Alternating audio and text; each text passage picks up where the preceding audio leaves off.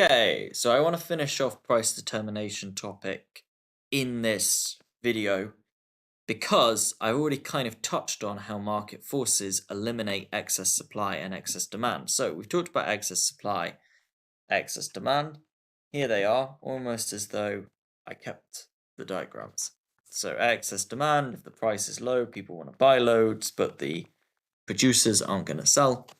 If the price is really high, companies are very happy to sell, but nobody wants to buy. So sad.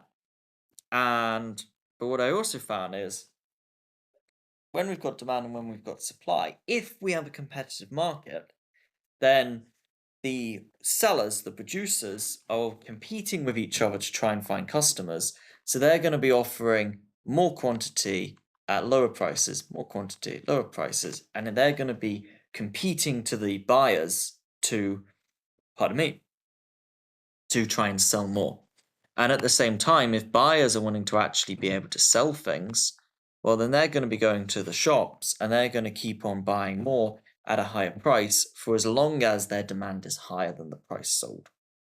So when you've got lots of buyers and there isn't just one buyer able to say, I'm only going to buy this if you cut the price, and you've got many producers, and so you don't get one guy who says, hey, I'm only going to sell if you give me an extraordinarily high price, and they're competing, then they're both going to move. They're both going to carry on buying more or producing more until they end up settling at this equilibrium where they're both happy to pay or get that price for that quantity of goods.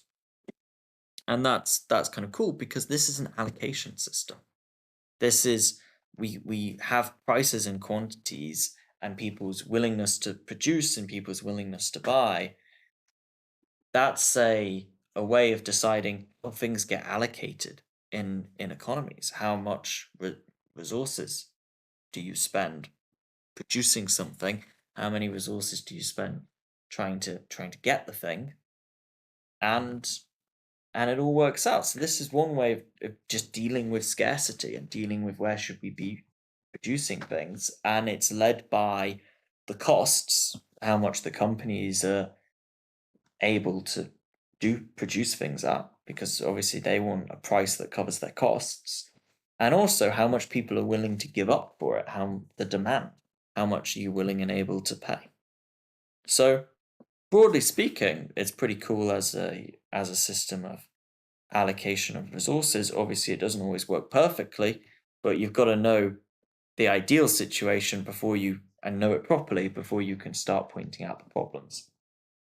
Now, the next thing to think about is shifts in supply and demand, changing equilibrium. So let's say I've got my supply here and I've got my demand here, and suddenly people's income goes up, or suddenly they discover that they really love this good that's being produced and it's the best thing ever. Like, let's say they get an addiction to it, right? Beautiful for the producer if people get addicted to their goods, because suddenly the demand shifts up. They're willing to pay higher prices for the same quantity, or for any given price, they're willing to get more.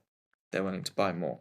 And so the producer goes, yippee, because the price and quantity is going to increase. Producer's getting a little more money per good and selling more. But also, the addict is kind of happy in the sense that they're being able to meet what they want in the moment, at least. And so there's been a shift. I probably shouldn't have used addiction as an example, but it illustrates it quite well that it would shift demand if people developed an addiction. You got a shift in demand.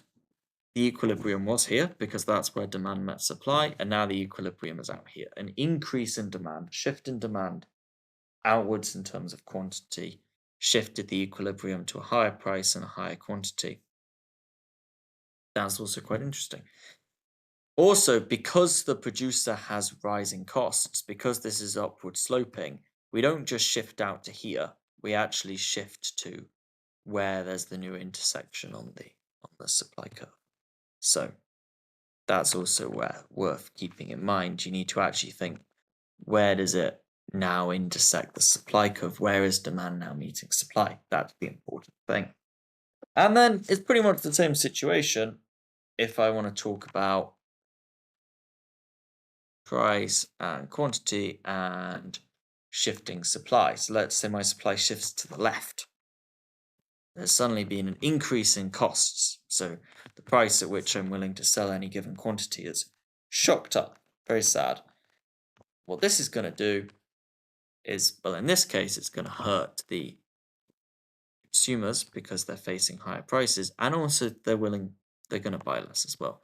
So the equilibrium has moved over here, just as here, the equilibrium moved over there. And we could even label these, right? We could say that this is quantity equilibrium 1, and this is new quantity of equilibrium. This was price of equilibrium 1, price of equilibrium 2, and so on. And we could even label it the same here. And I'm sure you can fill in the blanks on that one. So this is kind of a notational point, but we're going to be using these graphs to actually analyze specific situations in future. So it gets more cool.